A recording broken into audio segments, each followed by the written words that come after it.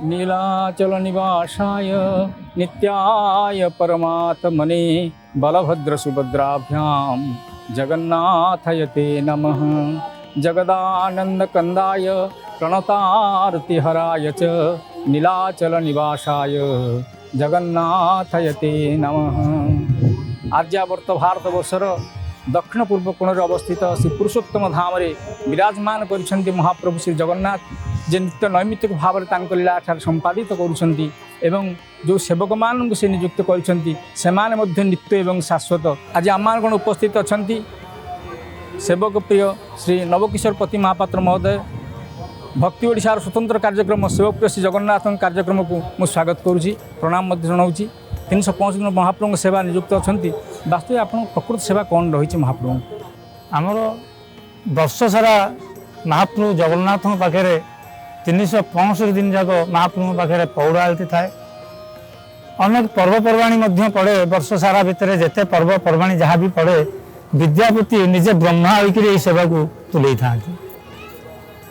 समस्त सेवार विवरणी है जमी आम 365 दिन महाप्रभु पाखे सेवा करूँ पौड़ा आरती से भाव में जो आज गोटे गुरुवार पड़ला आज गोटे एकादशी पड़ला आज गोटे नक्षत्र पड़ला आज कुमार पुण्य काली प्रथमा अष्टमी ये जिते सब पर्वपर्वाणी आसे विद्यापति उपस्थित निहाती दरकार सेवा। आज्ञा आम जहाँ शुणु शास्त्र मतरे जे स्कंद पुराण अनुसार लिखा जे महाप्रभु प्रतिनिधित्व सेवा 3 जन नियुक्ति था से 3 जन जड़े विश्वावसु जड़े विद्यापति और इंद्रद्युम्न महाराज आपणकर या भर कहार आप प्रतिनिधित्व करें मु कहार प्रतिनिधित्व करे ना मोर विद्यापति सेवा सब स्वतंत्र मोर विद्यापति कौ काल कौ जुगरू ये सेवाटी मत मिली जितेबाला महाप्रभुंर श्रीमंदिर हो जाते महाप्रभु विराजमान करना जिते विद्यापति जाकरी माने गजपति निर्देश विद्यापति जो जाकरी माधव को पाई माधव को दर्शन कलापर जो गजपति महाराज को यार बरणी कहते जो गजपति महाराज जाइए किंतु गजपति महाराज आउ से माधव को सी देखी ना केवल ओली पर विद्यापति एवं विश्वावसु जगन्नाथंकर जिते पर्वपर्वाणी एवं सेवा पड़े विद्यापति आवश्यक निहाती दरकार। कह कथा जे आपण सेवार वास्तव विशेषता कौन रही महाप्रभु जगन्नाथ माने अति अधिक कह गले मोर 365 दिन महाप्रभु पाखे पौड़ा आरती अच्छी एमती जानी यात्रा उत्सव पर्वपर्वाणी रे समस्त यात्रा मते निमंत्रण करा जाए एवं मु महाप्रभु सेवा खुशी आसी करता है 365 दिन जाग।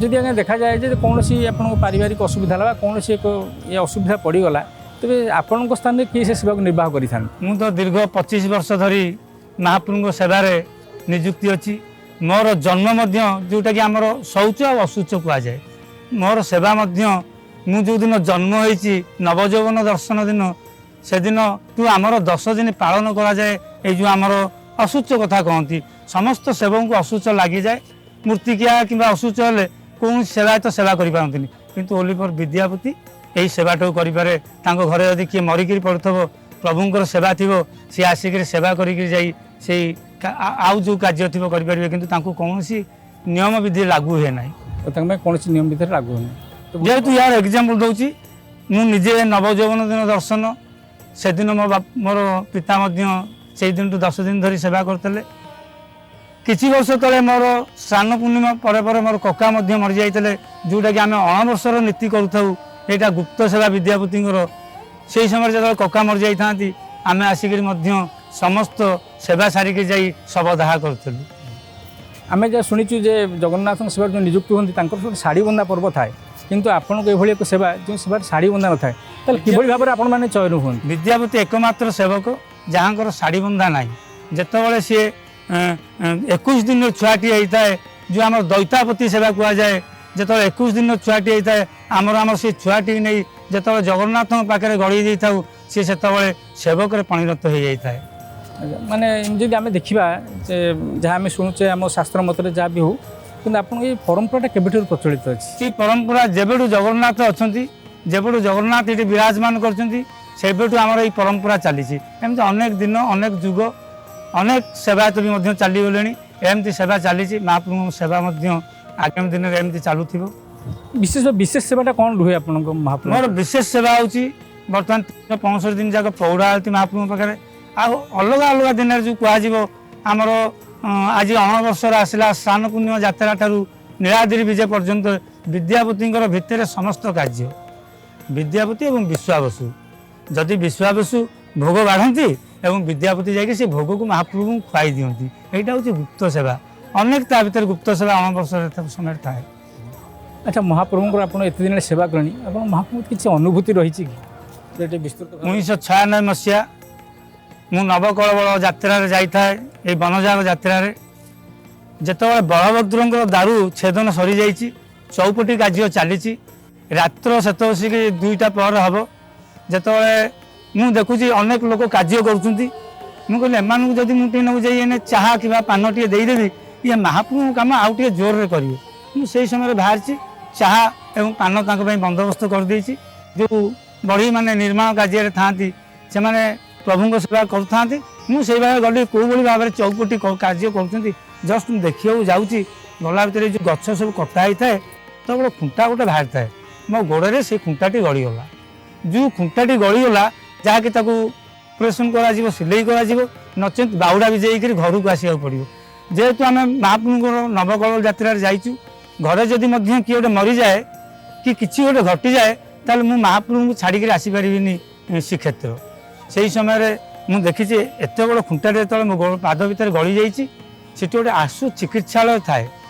ମୁଁ ଏକ ଗୋଡ଼ରେ ଡେଇଁ ଡେଇଁ ଯାଇ ସେ ଆଶୁ ଚିକିତ୍ସାଳୟ ଡାକ୍ତରବାବୁଙ୍କ ପାଖକୁ ଯେତେବେଳେ ଯାଇଛି, ସିଏ ମୋତେ କହୁଛନ୍ତି ବିଦ୍ୟାପତି ମହାଶୟ ଏକୁ ସିଲେଇ କରାଯିବ। ମୁଁ କହିଲି ଆଜ୍ଞା ଏକୁ ତ ସିଲେଇ କଲେ ମୁଁ ସେବା କରିପାରିବିନି, କି ମୁଁ ତ ଆଉ ଏଠି ବାହୁଡ଼ା ବି ଯାଇକରି ଶ୍ରୀକ୍ଷେତ୍ର ଯାଇପାରିବିନି ନା କ'ଣ କରିବା। ମୁଁ କହିଲି ୟା ଭିତରେ ମେଞ୍ଚେ ମହିଳା ଆଉ ଗଜ କୋଣା ପୁରେଇ ଦିଅ, ଯାହା ହେବ ଦେଖିବା ପ୍ରଭୁଙ୍କ ଦୟାରୁ। ସିଏ ମୋ କଥା ମାନିକରି ସେମିତି ବହୁତ ବ୍ଲଡ଼ ବହୁଥାଏ, ଅନେକ ମେଡ଼ିସିନ ଆଉ ମେଡ଼ିସିନ ତ ଖାଇବିନି ନା, ଗୋଡ଼ରେ ମେଡ଼ିସିନ ଲଗେଇଦେଲା ଏବଂ ତାକୁ ପଟି ପକାଇଦେଲା, ସିଏ ବି ବ୍ଲଡ଼ ବାହାରୁଥାଏ। ହଠାତ୍ ଆମର ତ ଶ୍ରୀକ୍ଷେତ୍ର ହେଉଛି ଭାଙ୍ଗ ଆଉ ଜେଗା ଆଖଡ଼ାର ଜେଗା। ଆମେ ରାତି 4ଟା ବେଳେ ଟିକେ ଭାଙ୍ଗ ଖାଇକିରି ଗାଧୁଆ ପାଧୁଆ ସରିଲେ ମହାପ୍ରଭୁଙ୍କର ଆଳତୀ କରିବୁ, ମହାପ୍ରଭୁଙ୍କ ସେବାରେ ଲାଗିବୁ। ମୁଁ ଯେତେବେଳେ ମହାପ୍ରଭୁଙ୍କର ସେଇ ଭାଙ୍ଗ ଟିକେ ଖାଇ ପୋଖରୀକି ଯାଇଛି ଗାଧୋଇବା ପାଇଁ, ମୁଁ ସେତେବେଳେ ଭୁଲି ଯାଇଛି ମୋ ଗୋଡ଼ରେ କ୍ଷତ ଅଛି। ମୁଁ ସେ କନାଟା ରହିବନି, ସେ କନାଟା ଖୋଲି ଦେଇଛି। ମୁଁ ଏବଂ କ୍ଷେତ ପାଖକୁ ଯାଇଛି, ଯେଉଁ ଜାଗାରେ ଆମେ ଯାଉଛୁ ସେଠି ବନମାଟି ଜାଗା। ସେଇ ବନମାଟି କ'ଣ ହେଇଛି ନା ମୋ କ୍ଷେତ ଭିତରେ ସବୁ ପଶିକିରି ପ୍ୟାକ୍ ହେଇଯାଇଛି। ମୁଁ ଯେତେବେଳେ ଗାଧୋଇ ଆସିକିରି ମହାପ୍ରଭୁଙ୍କୁ ଆଳତୀ କରିଛି, ମୁଁ ଆଉ ସବୁ ଭୁଲି ଯାଇଛି, ମୋର ଆଉ ବିଲକୁଲ ମନ ନାହିଁ ସେ କଥା। ଯେତେବେଳେ 2 ଦିନ ଚାଲିଗଲା, ମୁଁ କହିଲି କିରେ ମୋ ଗୋଡ଼ରେ ଏଡ଼େ ବଡ଼ କ୍ଷତ ହେଇଥିଲା। ମୁଁ ଦେଖିଲା ଆସିକି ମୋ ଗୋଡ଼ରେ ଆଉ ଯେତେବେଳେ ଆଳତୀ କରିଦେଇଛି, ସେତେବେଳେ ମୁଁ ଆସି ଭାବୁଛି ମୋ ଗୋଡ଼ରେ ଏତେ ବଡ଼ କ୍ଷତ ହେଇଥିଲା, କ'ଣ ସେ କ୍ଷତ ଜାଗାଟା ଦେଖେ। ମୁଁ ଦେଖିଲା ଆସି ମୋ ଗୋଡ଼ରେ ଆଉ କୌଣସି ଚିହ୍ନ ନାହିଁ। ଇଏ ସବୁ ମହାପ୍ରଭୁଙ୍କ କରୁଣାରୁ ମୋର ଭଲ ହେଇଯାଇଥାଏ। ମୁଁ ପୁଣି ସେଇଠୁ ମହାପ୍ରଭୁଙ୍କ ସେବା କରି କରି ଚାଲିଲି। ଯେତେବେଳେ ନବକଳେବର ଯାତ୍ରାର ବନଜାଗର ଯାତ୍ରାର ସମ୍ପୂର୍ଣ୍ଣ ଯାତ୍ରା ଶେଷ ହେଉଛି, ମହାପ୍ରଭୁ ଜଗନ୍ନାଥ ବିରାଜମାନ କରୁଛନ୍ତି ଶ୍ରୀକ୍ଷେତ୍ରକୁ, ମୁଁ ତାଙ୍କୁ ନେଇକରି ଆସୁଛି। ଅନେକ ଟିଭି ଚ୍ୟାନେଲ ମାନ ମଧ୍ୟ ଆଉ ସେତେବେଳେ ତ ଅଳ୍ପ ଅଳ୍ପ ଥାଆନ୍ତି, ମୋତେ ଖବର ପାଇକି ପଚାରିଲେ ଆପଣଙ୍କର କ୍ଷେତ ଜାଗାଟା ଦେଖାନ୍ତୁ। ମୁଁ ତାଙ୍କୁ ସେଇ କ୍ଷେତ ଜାଗାଟାକୁ ଦେଖିଲି, ନା ଏତେ ବଡ଼ କ୍ଷେତ ହେବା ଅବସ୍ଥାରେ ଆପଣ କିଭଳି ଭାବରେ ପ୍ରଭୁଙ୍କ ସେବା କଲେ। ମୁଁ ସେ ପ୍ରଭୁଙ୍କୁ ପଚାରନ୍ତୁ, ଆପଣ ତ ଜଣେ ଭକ୍ତ, ପ୍ରଭୁଙ୍କୁ ପଚାରନ୍ତୁ, ସିଏ ହେଉଛି ଆମର ସବୁ କିଛି। ଯଦି ତାଙ୍କୁ ଆମେ ଅନ୍ତର ସହିତ ଡାକିଦେବା, ସବୁ ଦୁଃଖ, ସବୁ କଷ୍ଟ, ସବୁ ପୀଡ଼ା ଏମିତି ଭଲ ହେଇଥାଏ। ଜୟ ଜୟ ଜଗନ୍ନାଥ, ଜୟ ଜୟ ଜଗନ୍ନାଥ।